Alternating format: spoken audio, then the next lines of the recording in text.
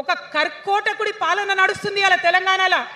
ఇబ్బంది పడుతున్నారు ప్రజలు, గోసపడుతున్నారు, ఏడుస్తున్నారు.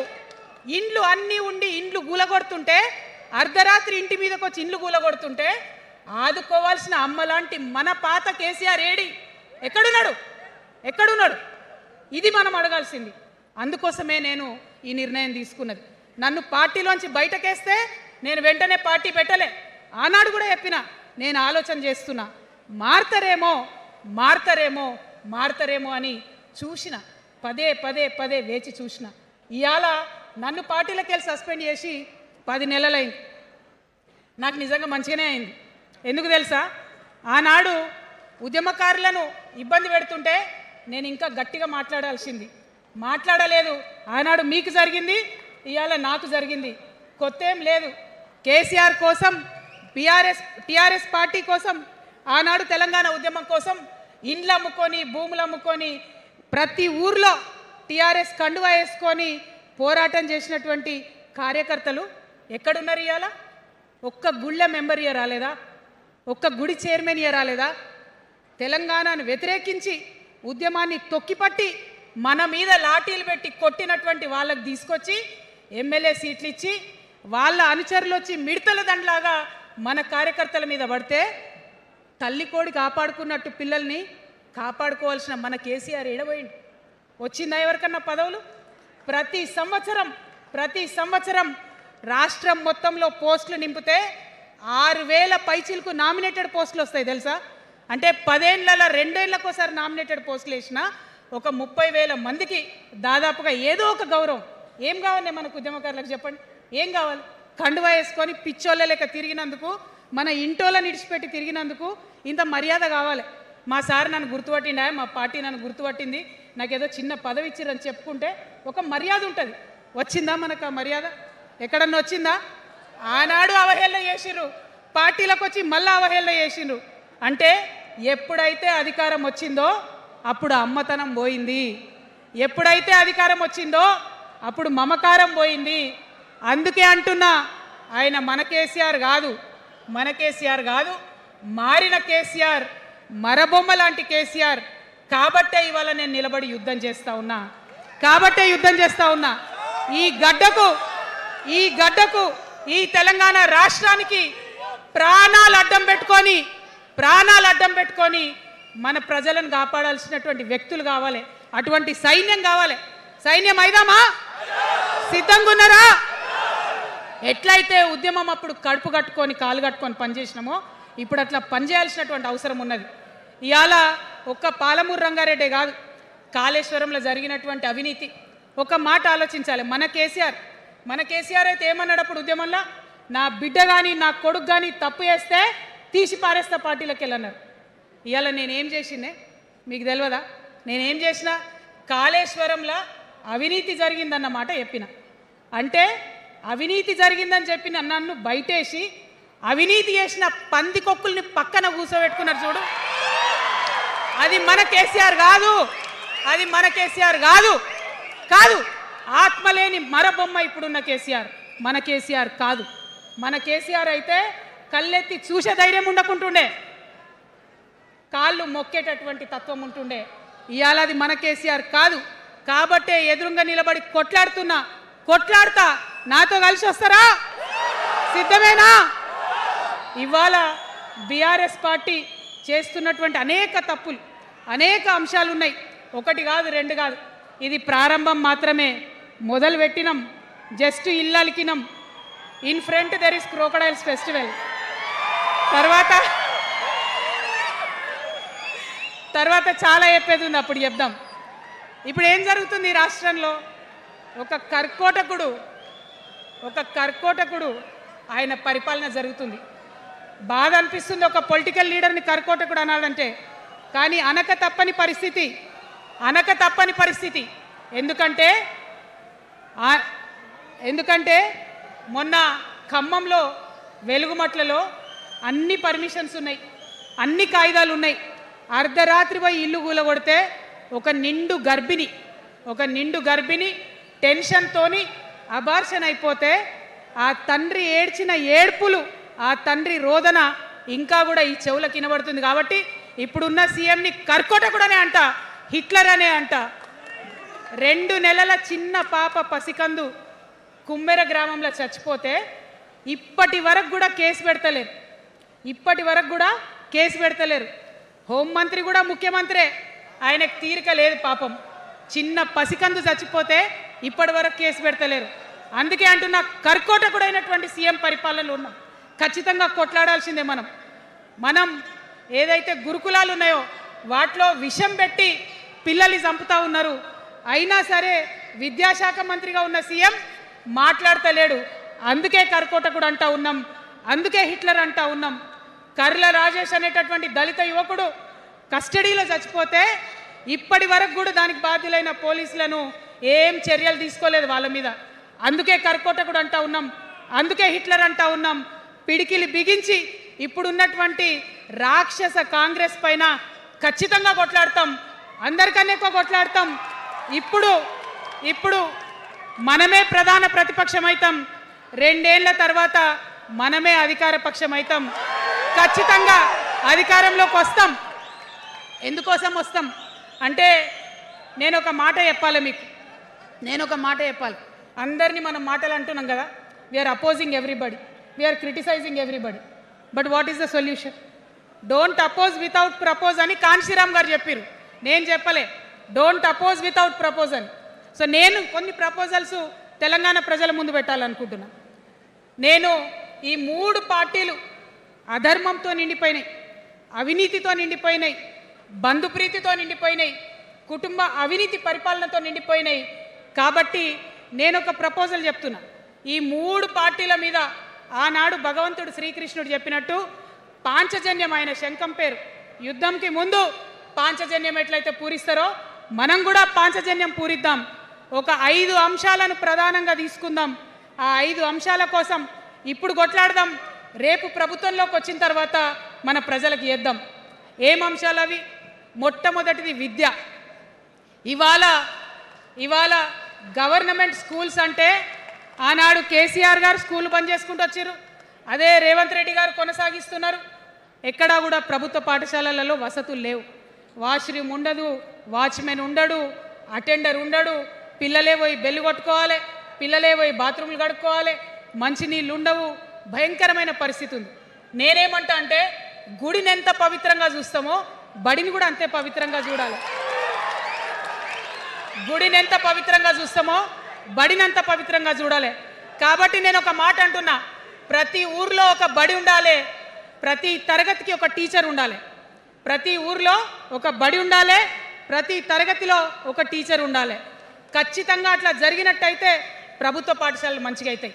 మరి నా పేద మధ్యతరగతి ఆడబిడ్డలు, మా అక్కలు అమ్మలు అనుకుంటున్నారు, అక్క మరి ఆల్రెడీ మా పిల్లలు ప్రైవేట్ స్కూళ్ళలో చదువుతున్నారు, వాళ్ళ సంగతి ఏందని.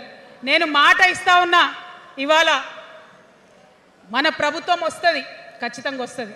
ఎందుకంటే ప్రభుత్వంలో వచ్చేది మీ అమ్మ కాబట్టి అమ్మ జేబు చూడదు, కడుపు చూస్తుంది. అమ్మ జేబు చూడదు, కడుపు చూస్తుంది. కాబట్టి మీ పిల్లలు ప్రైవేట్ పాఠశాలలో చదువుతున్నా, ఎంతవరకు చదువుకున్నా కంప్లీట్గా మీ మీద ఒక్క రూపాయి కూడా భారం పడకుండా చదివించే బాధ్యత మేము తీసుకుంటాం.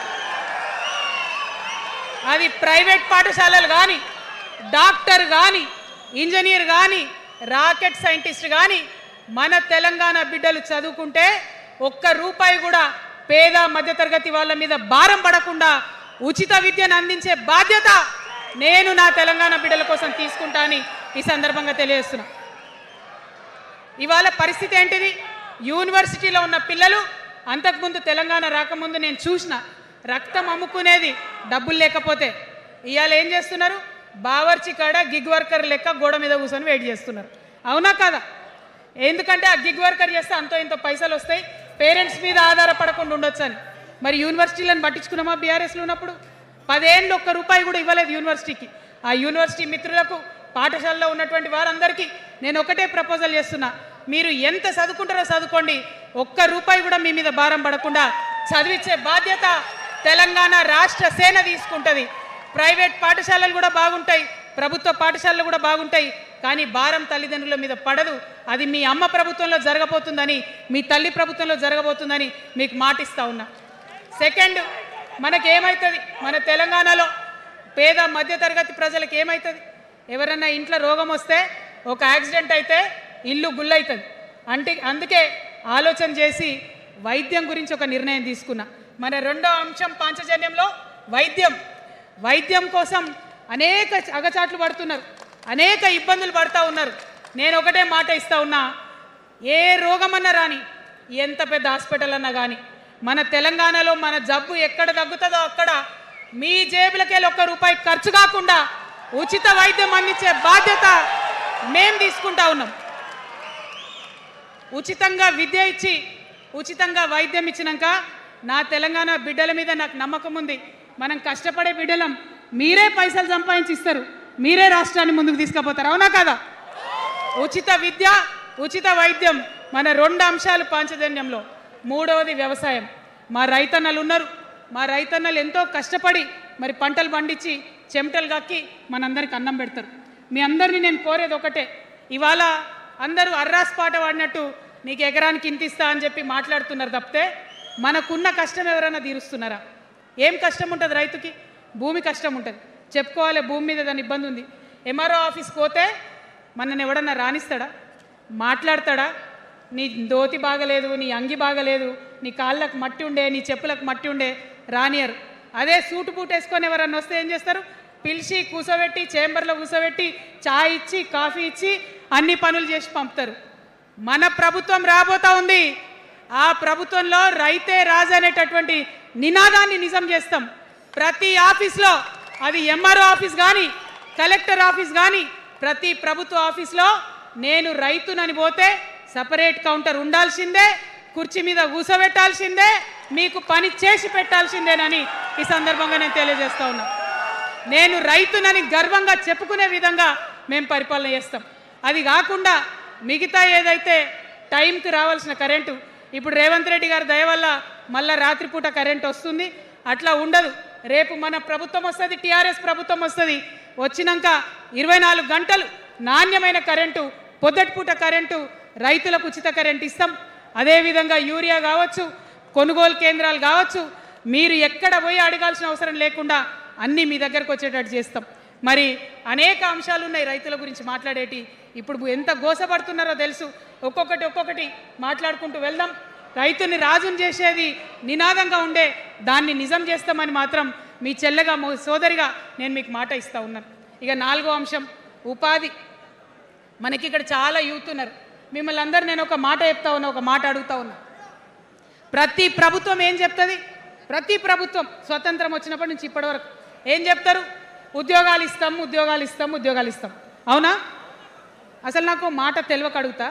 ఒక యువ మిత్రుడు ఉంటే, ఒక యువతి ఉంటే, నేను వ్యాపారం చేసుకోవాలనా, నేను ఉద్యోగం చేసుకోవాలనా, నేను కళారంగానికి పోవాలనా, నేను ఇంకోటి కావాలనా అనే స్వేచ్ఛ నాకు ఉండాలి కదా, నాకు ఉండాలి. కానీ ప్రభుత్వాలు మనకేం చెప్తాయి? నువ్వు ఉద్యోగం చేయి, 9 to 5 ఉద్యోగం చేయి, బానిస బతుకు అనేటటువంటి కండిషనింగ్ చేస్తూ ఉన్నాయి. ఇప్పుడు చాలామంది యూత్తో నేను మాట్లాడినా, నాకు ఒక మాట చెప్తా ఉన్నారు. అక్క, మా పరిస్థితి ఎంత ఘోరం ఉందంటే బయట ఉద్యోగం దొరుకుతలేదు చదువుకున్న చదువుకి. మా అమ్మ సెల్ఫ్ హెల్ప్ గ్రూప్లో ఉండి ఆమె 2 లక్షల రూపాయలు తీసుకొచ్చి ఇస్తే నేను బండి కొనుక్కోవాలి. ఆమె 3 లక్షల రూపాయలు తీసుకొచ్చి నాకు ఇస్తే నేను ఆటో కొనుక్కొని నడుపుకోవాలి. వయసు వచ్చిన కొడుకుని, వయసు వచ్చిన బిడ్డని తల్లి దగ్గర చేయి జాపాలంటే నామోష అనిపిస్తుంది అక్క అని అనేక మంది చెప్పారు. అందుకే నేను చెప్తా ఉన్నా, ఉపాధి అంటే కేవలం ఉద్యోగం కాదు. ఉపాధి అంటే మన ప్రభుత్వంలో, రేపు రాబోయేటటువంటి మీ అమ్మ ప్రభుత్వంలో 2 లక్షల రూపాయల నుంచి మొదలు పెడితే 20 కోట్ల రూపాయలకు కూడా మనము మీ వ్యాపారానికి సంబంధించిన ఐడియాతో మీరు వస్తే బ్యాంకులతో సంబంధం లేకుండా నా యువతులను నమ్మి ఆ లోన్ డైరెక్ట్గా మీకు ఇవ్వడం జరుగుతుంది. ఎందుకోసం ఈ మాట చెప్తా ఉన్నా అంటే, మన తెలంగాణ బిడ్డలకు మంచి సృజనాత్మకత ఉంది, ఆలోచించే శక్తి ఉంది, కష్టపడే తత్వం ఉంది. ఇవన్నీ కూడా మంచి వ్యాపారవేత్తలకు ఉండేటటువంటి లక్షణాలు. కానీ వచ్చినటువంటి ఏ ప్రభుత్వాలు కూడా మనకు చేయూతనియ్యలే. ఖచ్చితంగా నా యూత్ని నేను నమ్మాలనుకుంటున్నా, నా యూత్కి నేను డబ్బులు ఇవ్వాలనుకుంటున్నా. వాళ్ళ చేతిలో డబ్బులు పెట్టి వాళ్ళు ఇంకెంత సంపాదన నా తెలంగాణ రాష్ట్రానికి ఇస్తారో చూడాలని నేను అనుకుంటున్నా. యూత్ ఎంపవర్మెంట్ గ్రూప్స్ తయారు చేస్తాం. 2 lakhs to 20 crores వరకు డైరెక్ట్గా గవర్నమెంటే ఉండి మీకు లోన్స్ ఇస్తాం. మరి ఉద్యోగం చేయాలనుకునే యూత్ ఉంటే నేను ఒక శుభవార్త చెప్తా ఉన్నా. బాగా లెక్క పెట్టినాం, మీకు తెలుసు నేను ఏది స్టడీ చేయకుండా చెప్ప, ఆగమాగం మీద అసలే చెప్ప. నేను స్టడీ చేసిన దానికి ఏంటంటే ఎవరైతే ఉద్యోగం చేయాలనే యూత్ ఉంటారో వాళ్ళకి మొదటి సంవత్సరమే మన గవర్నమెంట్ వచ్చినాక 4 లక్షల ఉద్యోగాలు ఒకటేసారి సింగిల్ నోటిఫికేషన్తోని ఇచ్చి తీర్థం. ఇది నా మాట. నేను మళ్ళీ మీకు ఎందుకు చెప్తా ఉన్నా ఈ మాట అంటే, నేను తల్లిని, నేను జేబు చూడ, ఎంత ఖర్చు అవుతుంది, ఎంత జీతం అవుతుంది చూడ, నా కొడుకు కడుపులో ఉన్న బాధను, వాడి ఆత్మగౌరవాన్ని, నా బిడ్డ బాధను, ఆమె చదువుకున్న చదువుకి రావాల్సిన ఉద్యోగాన్ని దాన్నే చూస్తా. కాబట్టి మొదటి సంవత్సరమే 4 లక్షల ఉద్యోగాలు ఇస్తాం. మరి మన ఉద్యమకారులు ఇంతమంది వాళ్ళ వయసుని, వాళ్ళ యవ్వనాన్ని, వాళ్ళు సంపాదించుకునేటటువంటి మొత్తం వయసును కూడా ఉద్యమానికి దారపోసిరు. కాబట్టి నేను ఉద్యమకారుల కోసం ప్రత్యేకించి జూన్ 2, 2014 వరకు కట్ ఆఫ్ డేట్ పెట్టుకొని ఆనాటి ఉద్యమకారులకి 1 లక్ష ఉద్యోగాలు, సూపర్ న్యూమరరీ జాబ్స్ క్రియేట్ చేయబోతా ఉన్నామని కూడా ఈ సందర్భంగా తెలియజేస్తున్నా. అంటే ఇవన్నీ తెలంగాణ ఉద్యమంలో, తెలంగాణ రాష్ట్ర సాధనలో మీరు చేసిన ప్రయత్నానికి, మీ రుణం తీర్చుకోవడానికి నేను చేస్తున్న ఈ ప్రయత్నం అని చెప్పి ఈ సందర్భంగా తెలియజేస్తా ఉన్నా. మరిగా మన పాంచజన్యంలో 5వ అంశం, ఆఖరి అంశం, అతి ముఖ్యమైనటువంటి అంశం సామాజిక న్యాయం. సామాజిక న్యాయ తెలంగాణ సాధించాల్సిందే.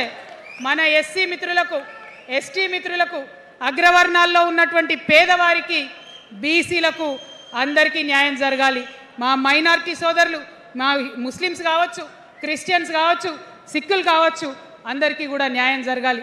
మరి బీఆర్ఎస్లో మనం చూసినాం, मुस्लिम्स कोसम थोड़ी देर उर्दू में बात करके आपसे मीठी मीठी बातें बोल के सोपत करके देखो, सोना घिसके देखो बोले, आप 2 बार सोपत कर लिए, तालीम का एक छोटा सा रोशनी आपको दिखाए लेकिन रोजगार आपसे दूर रखे।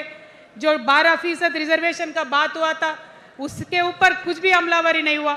और जो माइनॉरिटी फाइनेंस कॉरपोरेशन का पहले लोन मिलते थे 10 साल के बीआरएस में कितने लोन मिले, अब 2 साल के कांग्रेस में कितने लोन मिले, आप एक बार देख लो। सारे लोग बस बातें ही बोल रहे हैं लेकिन काम कोई नहीं कर रहा है।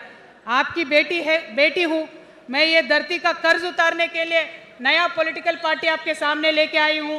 आपसे मैं गुजारिश करती हूँ मेरे साथ चलिए, जो बदलाव आपके ज़िंदगी में आएगा ज़रूर आपको बदलाव दिखेगा, पहले जैसा नहीं होगा।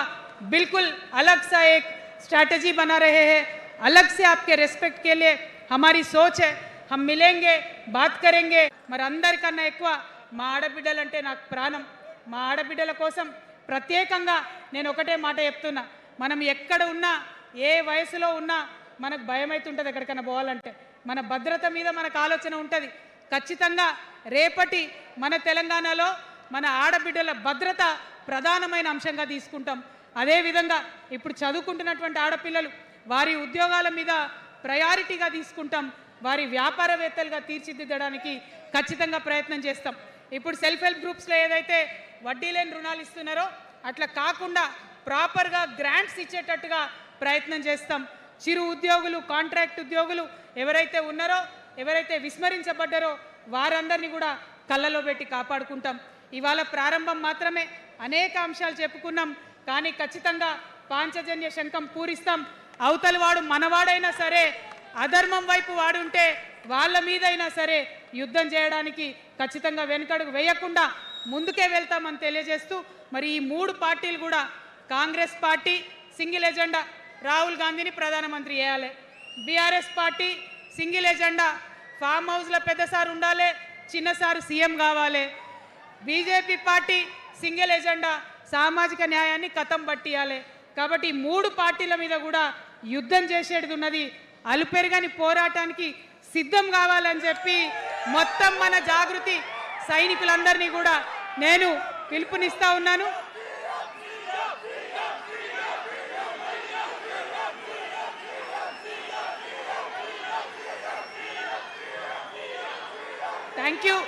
Thank you. జై తెలంగాణ, జై తెలంగాణ జోహార్ తెలంగాణ విద్యార్థి అమరవీరులకు జోహార్ తెలంగాణ విద్యార్థి అమరవీరులకు జోహార్ తెలంగాణ అమరవీరులకు జై తెలంగాణ జై టిఆర్ఎస్ జై టిఆర్ఎస్ జై టిఆర్ఎస్ టిఆర్ఎస్ అంటే జిందాబాద్ అనాలి టిఆర్ఎస్ టిఆర్ఎస్ టిఆర్ఎస్ జై తెలంగాణ జై తెలంగాణ జై తెలంగాణ